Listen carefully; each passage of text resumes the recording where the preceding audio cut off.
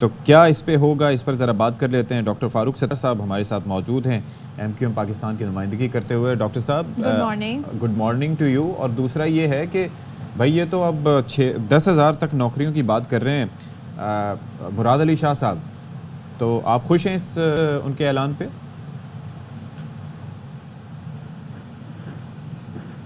Doctor साहब आप सुन सकते हैं? जी मैं लाइन पे हूँ। जी जी जी, आप बताइएगा सर। सवाल आई थिंक वो मिस अच्छा, कर गए होंगे। क्या आप खुश हैं? मुराद अली शाह साहब ने ऐलान किया है कि भाई 3 से 6 महीने में अब अदालत का फैसला आ गया है, 10,000 नौकरियां देंगे सिंध के अवाम को, तो आपका मौक़िफ़ क्या है इसमें? जी मेरे ख्याल में जो हमने मुकदमा किया था 54,000 नौकरियां, जिनमें ज्यादातर जाली डोमिसाइल वालों को दी गई थी, खासतौर पर अर्बन कोटा बुरी तरीके से मस्मार किया गया था। और जिन्होंने कराची से मैट्रिक किया उनके डोमिसाइल में उन्हें नौकरियां नहीं मिली, और जिनका डोमिसाइल जिनका मैट्रिक कराची का नहीं था, जिन्होंने जाली डोमिसाइल बनाए, ये एनकरेज किया गया, उन्हें हमारे कोटे पे, अर्बन कोटे पे नौकरियां दी गई। अब कोर्ट ने ये फैसला दे दिया कि भाई ये सारी नौकरियां स्क्रैप की जाती है, ये फिर से होंगी, ना वॉक इन इंटरव्यू होगा, बाकायदा एक तरीके से होंगी, और जो पीआरसी है उसकी स्क्रूटिनी भी होगी कि वो पीआरसी और डोमिसाइल वो उसके जो तमाम कवायद और जवाबिते फॉलो किए गए हैं। तो मेरे ख्याल में अगर उस पर एक चेक और निगरान कमेटी बनाकर ये प्रोसेस किया जाएगा तो इसमें शफाफियत आ सकती है और हकदार को उसका हक मिल सकता है, चाहे वो 10,000 हो, 20,000 हो, 30,000 हो, 40, बल्कि पूरी 54,000 नौकरियां लोगों की हैं, अमानत है, उन्हें वापस करनी चाहिए। जिसका सही इलाके में हक बनता है उसे वहां के डोमिसाइल पे नौकरी मिलनी चाहिए, जिसका शहरी डोमिसाइल का बनता है उसे शहरों में नौकरी मिलनी चाहिए। तो जी फारूक सत्तार साहब, क्या वजह है इस बात को, आप लोग बड़ा इस पॉइंट को रेस करते रहे हमेशा से कोटा सिस्टम के हवाले से। मुल्क भर में हम ये तरीक़ाकार नहीं देखते, लेकिन सिंध में ये बड़ा इशू बना रहता है हमेशा। तो आपस में मिल बैठ के दोनों जमातें इसका कोई सोल्यूशन क्यों नहीं निकाल लेती? उनको आपके अदालत में जाना, वहाँ से स्टे ऑर्डर लेने पर एतराज़ है, फिर वही कहते हैं जी आपको तरक्की पसंद नहीं। लेकिन क्या वजह है कि इस पर बैठ के दोनों पार्टियाँ बात नहीं कर सकती? हुकूमतें में बैठ जाती हैं साथ, बट इसमें नहीं बैठ सकती। नहीं, मेरे ख्याल में ये एक ऐसा इतना वाज़े और खुला मतलब ये जुल्म और नाइंसाफी और तासुब का मुजाहरा है कि इस पर तो मतलब बातचीत क्या की जाए भाई। आपको अपनी असबियत को खत्म करना है। आपकी जो एक एकतरफा पॉलिसी है जिसमें या तो नौकरियां बेची गई या बेची जाती हैं, भांजे भांजियों, भतीजे भतीजियों, साले सालियों, जियालियों को दी जाती हैं। अच्छा। या बेची जाती हैं। तो मतलब इसकी कोई लिमिट तो होनी चाहिए ना।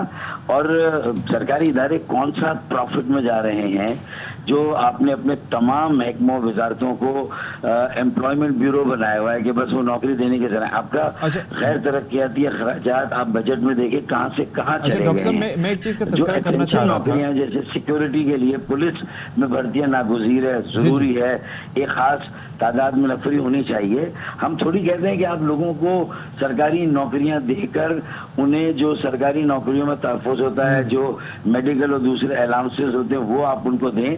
हम तो ये कहते हैं कि भाई एक अच्छी गवर्नेंस होनी चाहिए। अच्छा डॉक्टर साहब, मैं ये अर्ज़ करना चाह रहा था बेसिकली कि ये क्या वजह है कि ये सिंध में मामलात कुछ ज़्यादा ही इस हवाले से ख़राब हैं। आपको याद है कि पहले 2016 से पहले की अगर हम बात करें तो उस वक्त कहा जाता था कि महकमा पुलिस हो, वहाँ पर उसके अलावा वाटर बोर्ड हो या इसके अलावा दीगर महकमे हों, तो वहाँ पर कारकुनान को, वहाँ पर इस तरीके से लोगों को बिलखुसूस एक जमात से ताल्लुक़ रखने वाले को नौकरियाँ दी जाती हैं। अब वही इल्ज़ाम आप पीपल्स पार्टी पर लगा रहे हैं, तो ये कोई सिस्टमेटिक वे में क्यों नहीं काम होता रहा यहाँ पर?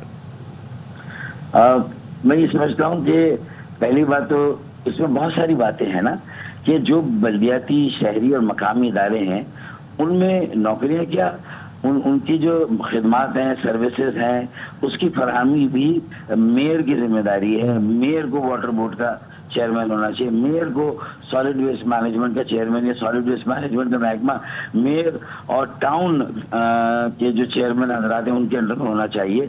इसी तरीके से बिल्डिंग कंट्रोल, मास्टर प्लान, पहले तो ये बुनियादी कजिया हल होना चाहिए ना, उसके बाद आप चेक रखें, आप लोकल गवर्नमेंट जो एक अकाउंटेबिलिटी कमीशन है वो बना दें।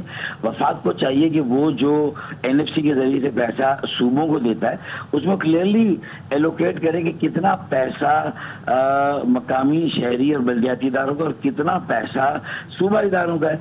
ये अगर सूबे को जो पैसे मिलते हैं सारे सूबे के, अच्छा ये एक बार तय हो जाए फिर चेक लगा दें कि नॉन डेवलपमेंट के अखराजात 60% और फिर 50% से ज्यादा नहीं होने चाहिए। तो ना बिलावजह की नौकरियां सूबाई हुकूमत दे, ना वाटर बोर्ड अगर मेयर के पास है तो किसी पार्टी का मेयर दे, ये इख्तियार होना नहीं चाहिए, उस पर बंदिश होनी चाहिए, चेक होना चाहिए।